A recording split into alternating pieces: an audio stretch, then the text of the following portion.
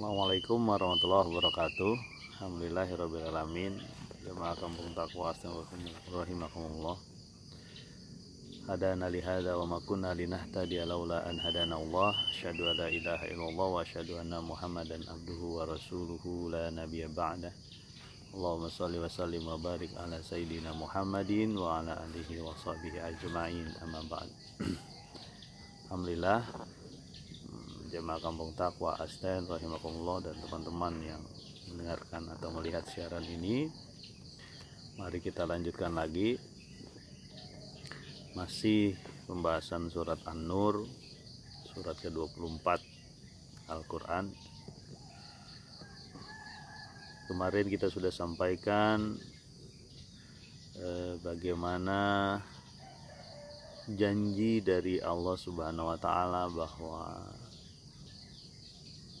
orang-orang yang beriman, beramal soleh pasti akan diberikan kekuasaan, kekhalifahan di bumi, dengan syarat itu punya iman dan amal soleh, dan akan diteguhkan agamanya, kekuatannya, kenyamanannya oleh Allah Subhanahu wa Ta'ala dengan agama yang diridhoinya, dan diganti apa? Rasa takut mereka menjadi rasa aman. Kemudian cuma harus ada syaratnya adalah beriman, beriman, beramal soleh, kemudian menyembah Allah. Itu bagian rangkaian, menyembah Allah, dan tidak menyekutukan dirinya Allah Subhanahu wa Ta'ala. Itu yang kita udah sampaikan. Mari kita lanjutkan di ayat yang ke-56.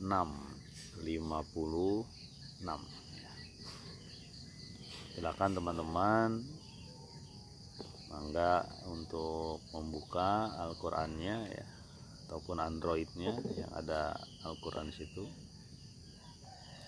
Ayat 56 surat An-Nur. Bismillahirrahmanirrahim.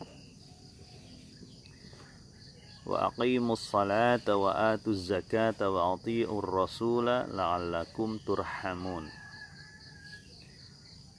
Maka tegakkanlah salat,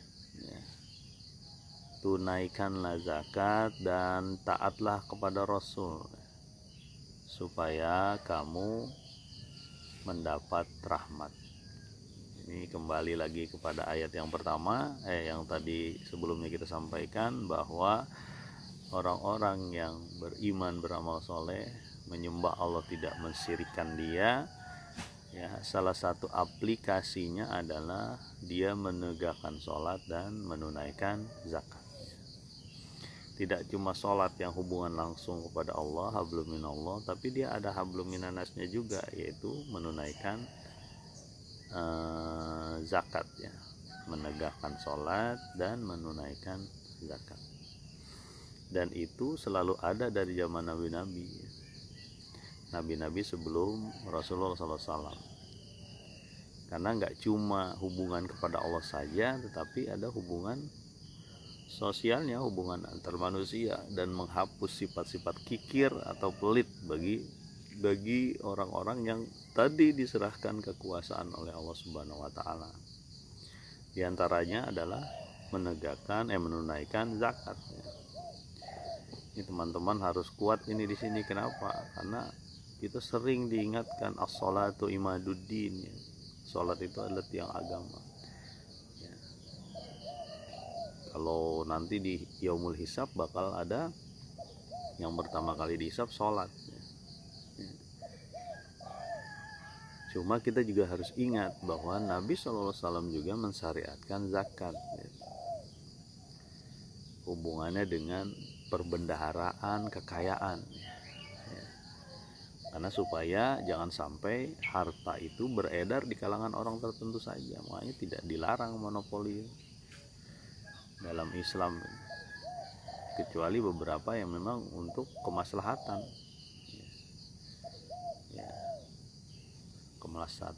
umat.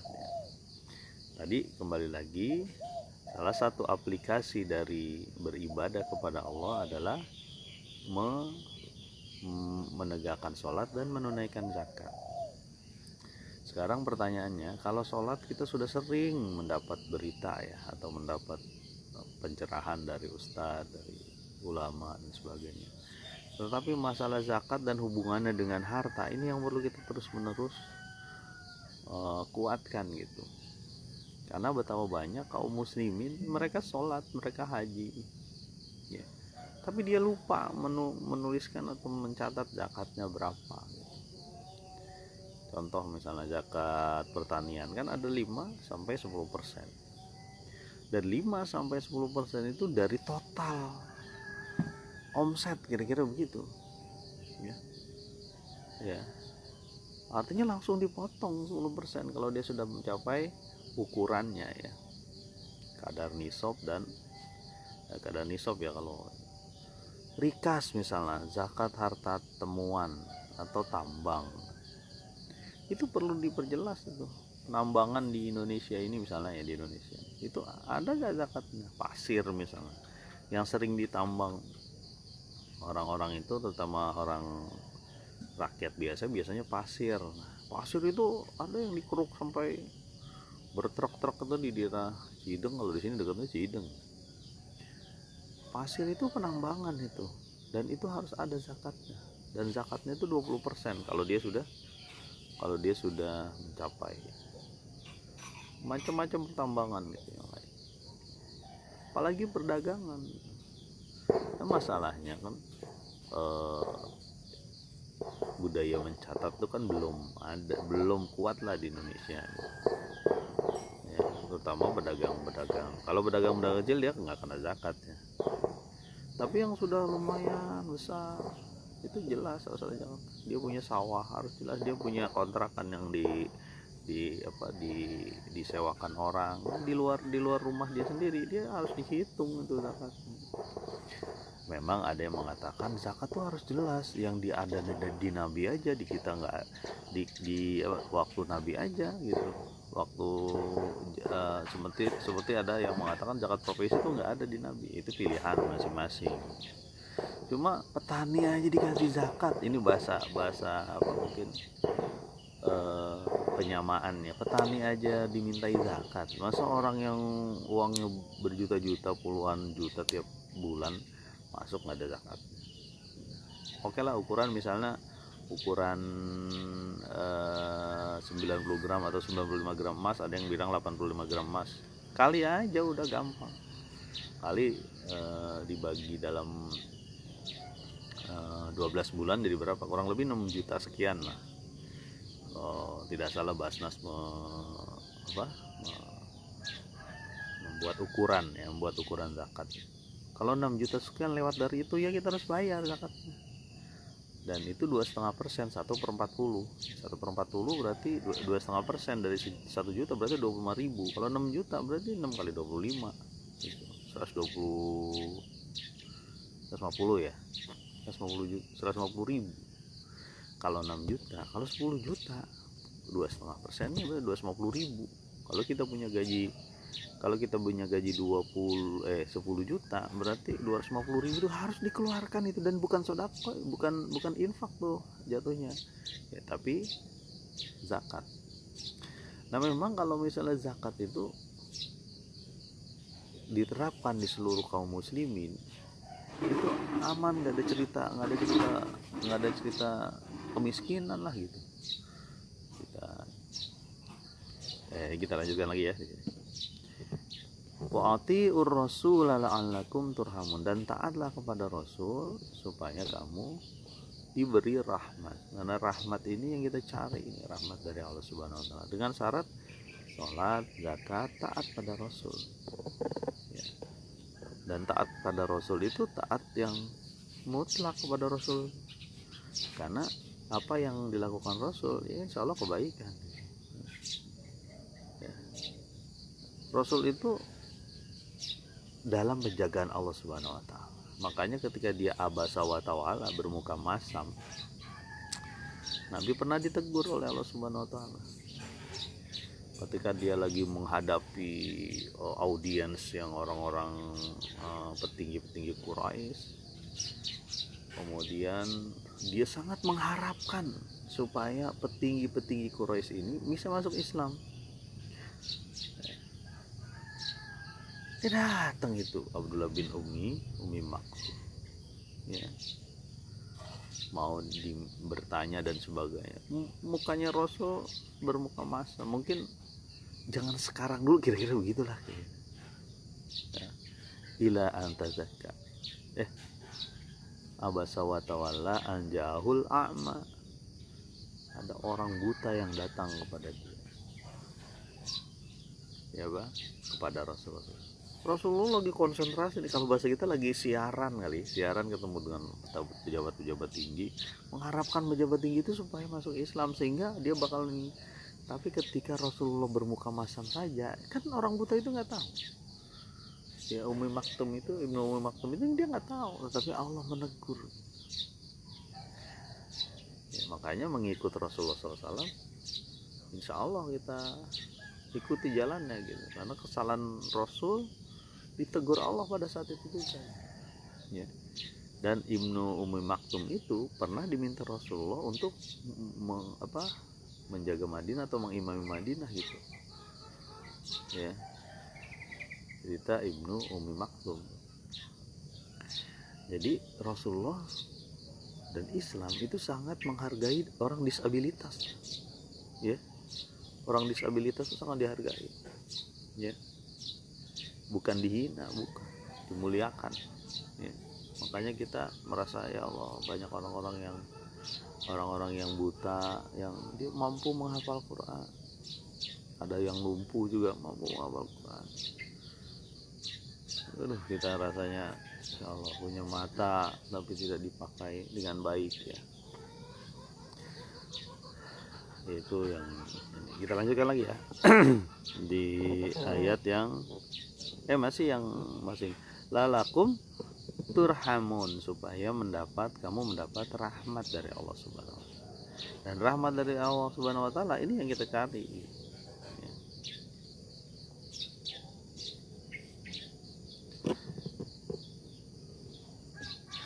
Kemudian ayat selanjutnya di ayat yang ke-57 ya. Surat ayat yang ke-50. Bismillahirrahmanirrahim. La tahsabannal ladzina kafaru mu'jizina fil ard wa ma'wahumun nar wa labi'sal masir. Janganlah kamu mengira, menduga bahwa orang-orang kafir, orang-orang ingkar tersebut akan melemahkan di bumi. Bagi mereka api neraka, dan itulah seburuk-buruk tempat kembali. Nah, ini gambaran dari Allah bahwa jangan sampai kita terpesona dengan orang-orang yang ingkar dan seolah-olah beranggapan orang-orang kalau itu kuat, padahal mereka lemah. Mu'jizina fil ard. Jadi jangan dianggap Allah tidak berkuasa untuk mengazab mereka. Dan jangan juga ini menjadi melemahkan kaum muslim terhadap orang-orang yang ingkar. Nabi SAW pernah lagi bicara dengan teman-temannya ini, datang seseorang. Pakaiannya bagus, pakaiannya ini orangnya gagah dan sebagainya. Kata Nabi, bagaimana pendapatmu terhadap dia? Kata teman-temannya, kalau dia ngelamar pasti langsung diterima tuh. Gitu. Kalau dia ngelamar orang itu pasti langsung diterima. Gitu. Kalau didengar, kalau orang berbicara dia pasti didengar. Nah, bagaimana pendapat kamu? Ada lagi orang datang, orangnya biasa aja pakaiannya gitu. Wah, dia mah agak susah tuh kalau ngelamar ke orang. Kata Nabi, yang di belakang itu yang lebih baik gitu. Karena belum tentu Nabi kan mengetahui ya bagaimana latar belakang. Kadang-kadang kita juga terpesona dengan orang-orang tertentu. Padahal bisa saja itu kasusnya seperti korun itu kan. Atau orang-orang aduh enak jadi korun itu. Tapi orang-orang yang mendapatkan ilmu ya, harus hati-hati gitu. Jangan sampai dia punya harta tapi hartanya akan melibat dia, menghancurkan dia. Bisa saja ya, kita nggak tahu ya, bisa saja hartanya itu juga dari harta yang nggak benar gitu. Nomor satu, dari sumber yang tidak benar. Nomor dua, bisa saja harta itu dipakai buat yang tidak benar gitu. Kan orang kaya itu ketika masuk surga itu ada dua apa, ada dua ujian ya. Ujian pertama adalah dicek dari sumber harta dia. Ujian kedua adalah dicek kemana ya, input dan outputnya oke gitu, oke gak gitu. Kalau orang miskin cuma satu, outputnya aja, inputnya udah tahu lah jelas. Nah orang kaya itu dua ya, ada lagunya tuh, orang kaya mati, orang miskin semuanya sama diuji sama Allah. Orang kaya itu dua, yang pertama itu sumbernya, yang kedua adalah kemana dia ya, apakah halal, nomor satu ya. Kemudian yang kedua, apakah dibelanjakan dengan yang halal. Jangan sampai ini halal ini haram, bahaya nih. Atau ini haram ini halal, ini juga bahaya. Yang benar halal.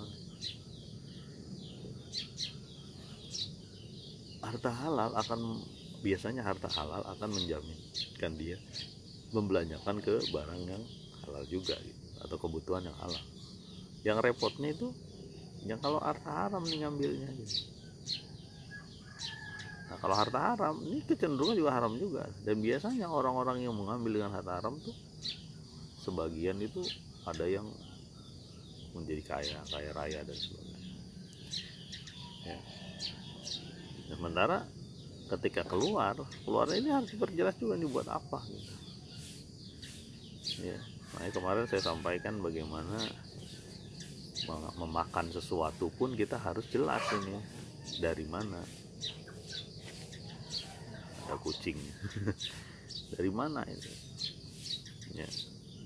Kembali lagi ya, tadi kita sampaikan bahwa ada orang-orang yang seolah-olah kita lihat nih orang-orang hebat gitu ya, sehingga kita berasa lemah gitu.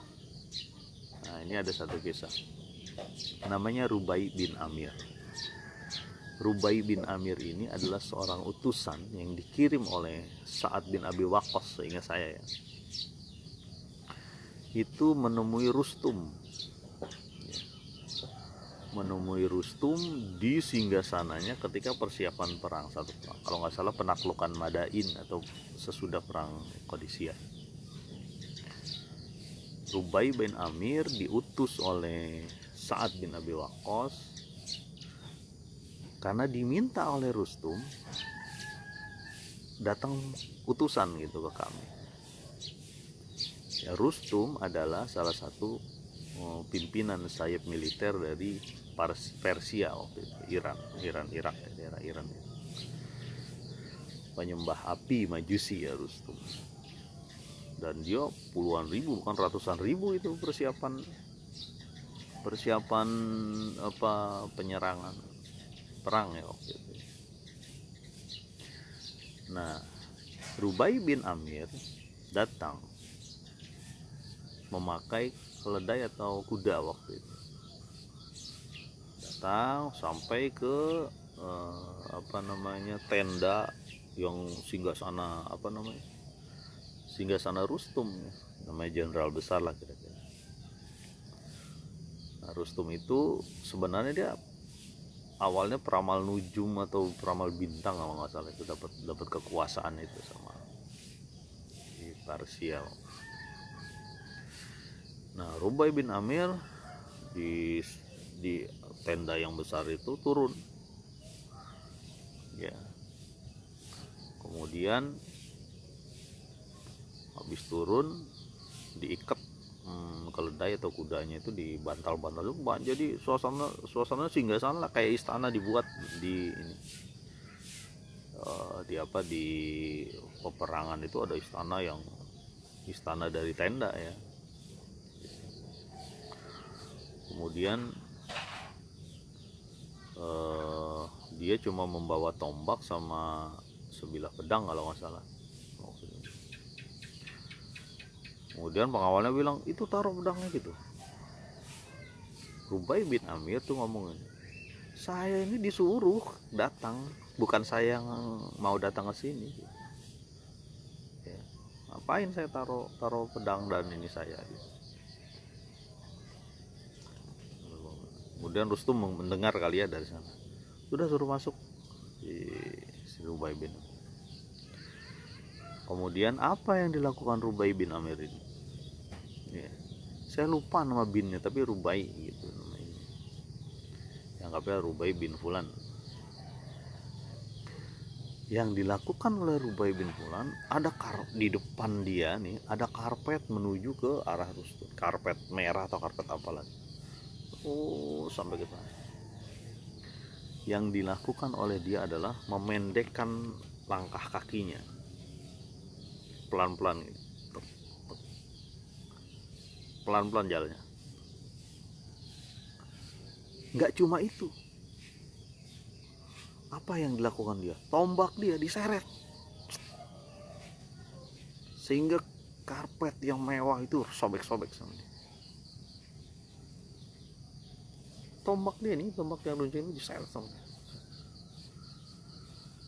Sampai karpetnya Rustum sobek-sobek, ada tombak tajam diseret. Izahnya seorang muslim tuh begitu, tidak terpesona dia dengan kemewahan ini, dia diseret sampai di depan Rustum. Apa yang kamu kehendaki ya. Intinya itu sama, nanti ada utusan selanjutnya tapi sama istrinya dengan Ubay bin Amir ya. Dulu dia sebutin, dulu kami adalah kampung atau suku ataupun negeri yang porak-poranda. Kami membunuh anak kami, terjadi peperangan terus menerus, rusak negeri kami, kata si Rubai bin Amir. Namun Allah datangkan Rasulullah Muhammad yang menunjukkan kepada kebenaran ya, diceritalah bagaimana kebaikan ya, kami beriman kepada ya, dan kami menyampaikan kepada engkau kalian ya, supaya tidak ada penyembahan kepada makhluk, hanya penyembahan kepada Allah saja. Jadi menghilangkan penyembahan kepada makhluk, cuma kepada Allah saja. Siapa yang ngomong kayak gitu? Si Rubai bin Amir ya. Menghilangkan penyembahan kepada makhluk, menjadi penyembahan kepada Allah saja. Itu prinsip la ilaha illallah. Nggak ada itu, semua manusia dianggap sama di mata Allah ya. Ya. Hurmuzan, ada yang namanya hurmuzan ya.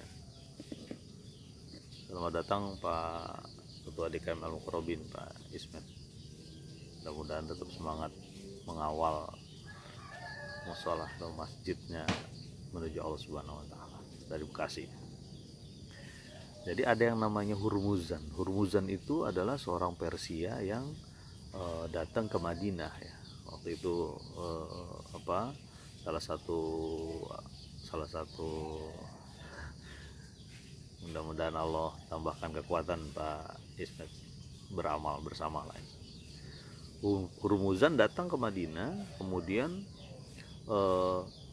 dia disuruh minum dengan air apa sih, dengan gelas yang jelek. Kata Hurmuzan begini, aku tidak bisa minum dengan gelas seperti ini gitu.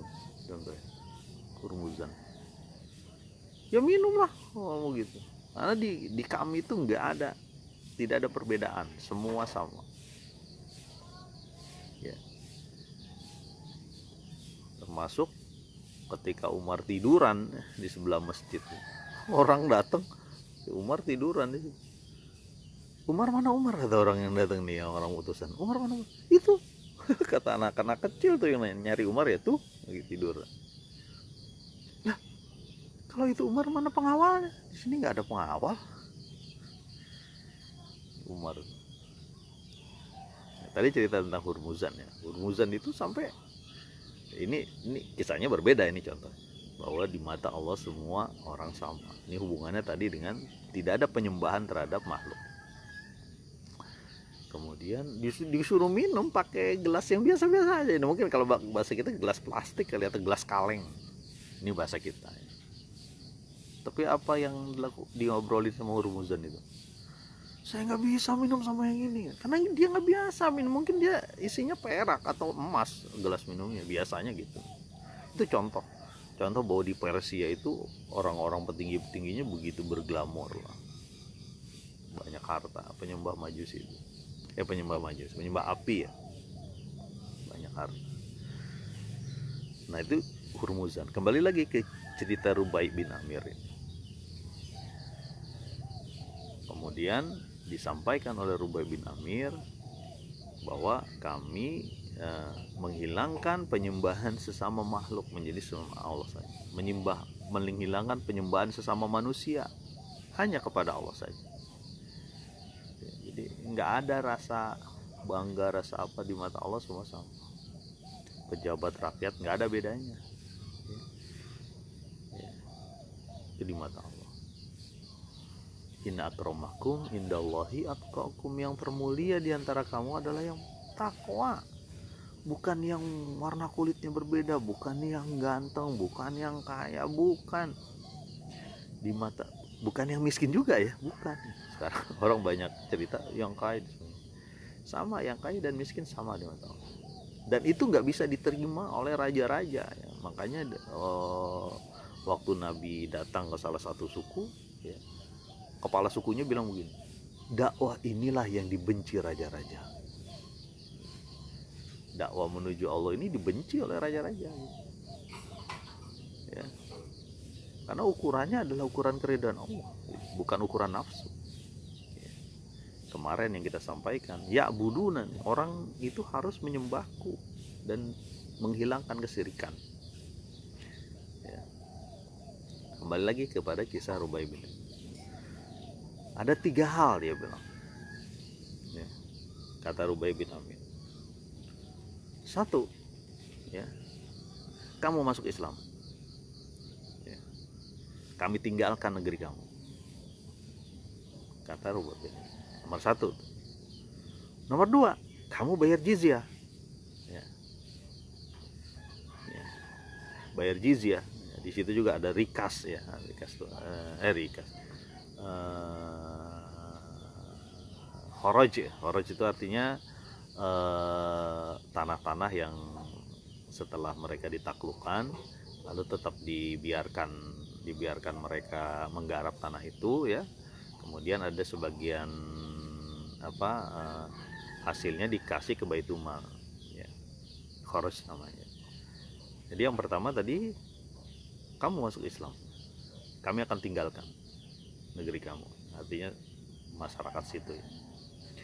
Yang kedua, jizyah, kamu bayar jizyah. Jizyah itu sejenis uang ya, uang untuk ya memberikan keamanan dan sebagainya. Bukan berarti uang keamanan yang hancur-hancuran yang kita kenal, bukan ya. Ketika dia jizyah berarti ada perjanjian, dan kalau perjanjian dengan Islam itu dihargai. Orang yang membunuh kafir zimmi, namanya kafir zimmi itu kafir yang yang tidak menyerang dan dia mengadakan perjanjian, itu dosa besar ya. Gak boleh tuh membunuh kafir zimmi. Jadi yang pertama, kamu masuk Islam. Yang kedua, kata Rubai bin Amir, kamu membayar jizyah, berarti ada perjanjian ya. Seperti kisahnya perjanjian Bahrain ya. Bahrain itu mengadakan perjanjian dulu ya. Selamat datang Kang Imam, Bu Auf ya. Kang Imam tetap semangat. Ayo gelorakan semangat untuk tetap menuju Allah Subhanahu wa taala, mengajak sebanyak mungkin orang-orang menuju Allah ya. Punya semangat ya, Pak Imam dan Pak Ismet. Ada Bu Oof ya, Bu Oof di Bekasi juga. Selamat datang Bu Oof, mudah-mudahan semangat mengajar para murid juga tetap beramal menuju Allah. Jadi yang kedua adalah, tadi yang pertama kata Rubai bin Amir, Islamlah kamu. Yang kedua adalah bayar jizyah ya. Nah yang ketiga, ini pilihan paling buruk, perang gitu. 3 aja tuh. Jadi Islam, jizyah, Islam, perdamaian, perang. Cuma 3. Rubai bin Amir. Dan dia dengan gagah menyeret itu, menyeret apa? Menyeret tombak. Ngomong sama Rustum. Ya. Itu jadi Muslim itu tidak lemah gitu. Punya izah, punya kebanggaan bahwa dia Muslim. Nggak letoy ketika ngelihat orang yang hartanya banyak, negeri yang gemerlapan gini dia nggak ada urusan dia. Sama di mata Allah Subhanahu Wa Taala. Yang penting kita niat menuju Allah Subhanahu Wa Taala. Udah, urusan belakangan udah selesaikan.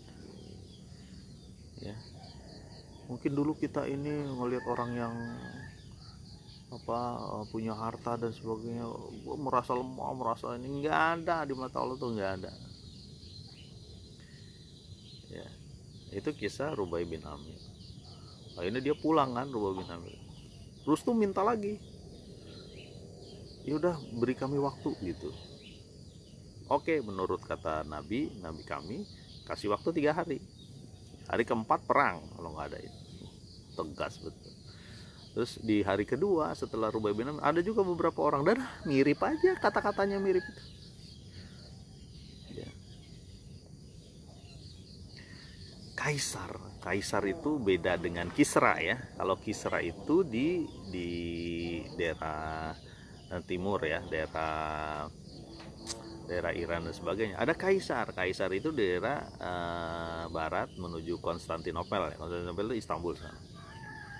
Jadi kata Kaisar itu pernah dia mengutus orang, kemudian menceritakan siapa sih orang-orang Arab ini gitu, yang gerakannya sampai mau menguasai hampir zaman Umar hampir 30% dunia.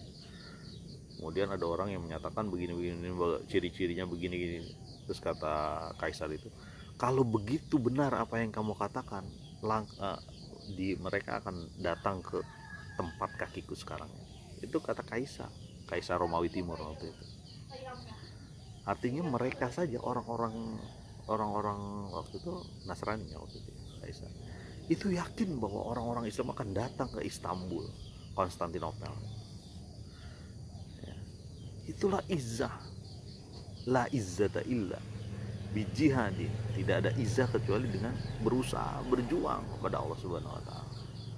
Jihad fisabilillah. Tidak ada izzah. Ya, makanya kata Umar bin Khattab, kita ya, kaum yang dimuliakan Allah dengan Islam.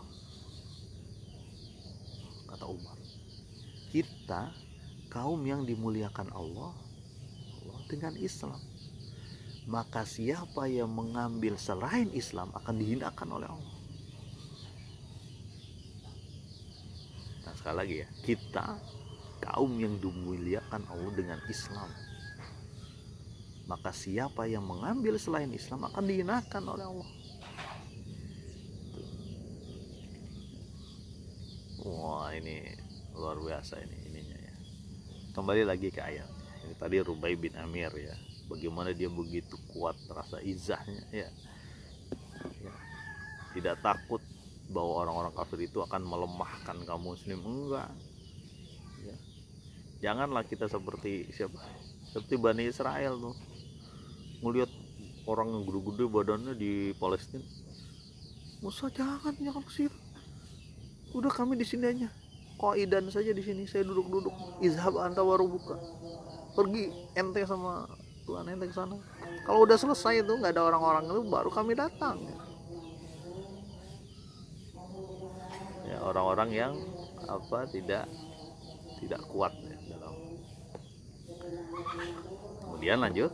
Wa ma'wahumun nar, masih di ayat 57. Wa ma'wahumun nar, dan kami masukkan mereka ke dalam neraka. wala bi'sal masir, dan orang-orang yang ingkar, orang-orang kafir itu, orang-orang yang seolah kuat dan sebagainya itu bakal masuk ke dalam neraka, seburuk-buruknya tempat kembali, wala bi'sal masir. Nggak usah takut gitu. Ini kan kadang-kadang umat Islam itu lemah gitu kayak ini, ya. Apa namanya, sebagian dari kita ada inferiority, ada rasa rendah diri berhadapan dengan negara-negara maju yang katanya maju. Belum tentu maju itu. Kenapa? Bisa saja mereka kelihatannya bersatu, mau apa namanya, hebat. Kan kata Allah, tasyabuhum jami'a wa qulubuhum syatta. Mereka kelihatan bersatu tapi hatinya mereka sebenarnya pecah-pecah masing-masing, kan namanya nyembah nafsu. Nafsu yang disembah mudah ya, sama aja kasusnya itu berulang, cerita tentang Korun, Fir'aun, kemudian Kisra, Kaisar, semua sama itu, dan tidak akan pernah kekal ya. Kejahiliahan nggak pernah kekal, keingkaran pun nggak pernah kekal ya. Dia akan dihancurkan oleh orang yang tetap menjaga metodenya Allah Subhanahu wa Ta'ala. Bagaimana apa, selamat datang Kang Sumardi di Jogja. Bagaimana Allah bisa menghancurkan kaumnya Nabi Lut ya. Coba kaum Nabi Lut itu sampai ngejek ke Nabi Lut, sorry ya Lut ya, saya nggak mau anak cewek, ente kan tahu aneh maunya anak laki. Dia ngomong sama Lut itu, waktu Nabi Lut itu sampai memberi anak-anaknya, itu anak-anakku, kalau kamu mau nikahinlah sekarang, jangan tamuku. Ya. Apa kata Lut? Kata kaum Lut itu kaum Sodom ya, makanya ada yang namanya Sodomi itu, dari kaum Sodom. Lut, ente tahu tuh aneh nggak nafsu sama itu, sama anak-anak cewek itu. Saya nafsunya sama ini nih, tamu ente nih. Ya. Dihancurkan seolah ditimpakan batu.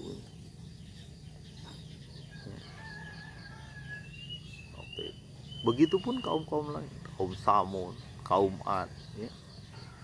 Ada juga kaum yang ada di nabi-nabi tertentu yang bermasalah takaran dan timbangan.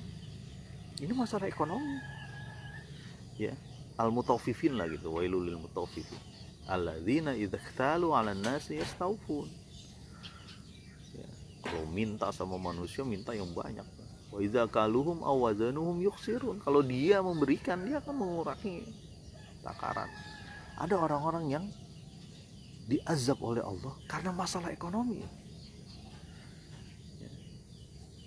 Karena masalah ekonomi, nggak benar dia dalam mengambil harta. Masalahnya kita yang mana ini gitu. Coba lihat uang masuk kita, uang yang masuk kita apa saja. Oke, dari gaji oke lah, ada dari bisnis sedikit oke lah. Coba lihat itu di antara gaji dan bisnis, ada gak yang nggak benar di situ? Adakah karena tanda tangan palsu kita? Adakah karena perjalanan fiktif kita? Adakah karena bohong kita ngobrol sama pelanggan? Wah ya sumpah nih, ini apa namanya, modalnya aja 10.000. Bagaimana saya harus menjual 10.000 habis? Padahal dia modalnya cuma 6.000. Itu sudah bohong. Makanya kata Nabi SAW, pasar itu tempat benderanya setan. Mall, pasar itu tempat benderanya setan. Makanya hati-hati kita kalau masuk pasar atau mall dan sebagainya. Ya, kembali lagi ke ayat. Jadi nggak usah takut, tidak usah sedih, tidak usah kecewa ya kepada orang-orang yang ingkar kepada Allah. Jangan pusing, karena dia tidak mampu melemahkan Allah. Tidak mampu melemahkan Allah, dan mereka mendapatkan api neraka dan tempat kembalinya yang paling buruk. Mudah-mudahan bermanfaat. Subhanakallahumma wa bihamdika asyhadu alla ilaha illa anta astaghfiruka wa atubu ilaik. Assalamualaikum warahmatullahi wabarakatuh.